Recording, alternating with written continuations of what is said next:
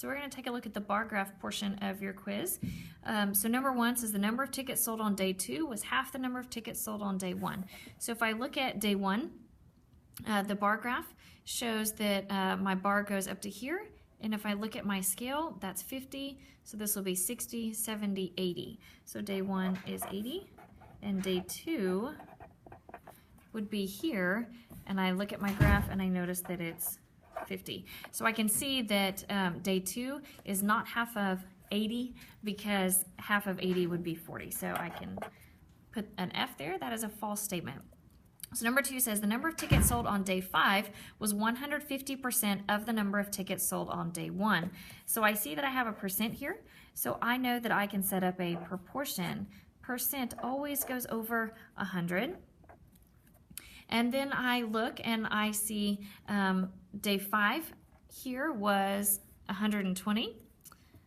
And day 1, I know from my bar graph is 80. So I put 120 over 80. And then I know with proportions that if it really is equal, then my cross products are going to be the same. So I'm going to look here and I multiply 120 by 100. And I get 12,000. And then I multiply 150 by 80, and I also get 12,000, and I notice that they're equal, so that's a true statement. Number 3, combined ticket sales for days 1 and 3 accounted for 50% of the ticket sales for the week. So day 1, again, was 80. Day 3, I see right here is 140, and it says combined, so I'm going to add them together. And I get 220.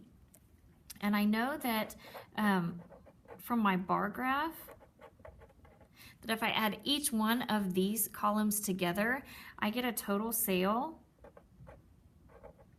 of 460 tickets. So I need to know if this number right here is half of 460. So you've got 2 options here. You can divide 460 by 2, or because it says 50%, you can also set up a proportion. So 50 over 100 and x over 460. Either way you choose to do it, half of 460 is 230, and I see right here that this number is not half of 460. So I see that this right here is a false statement.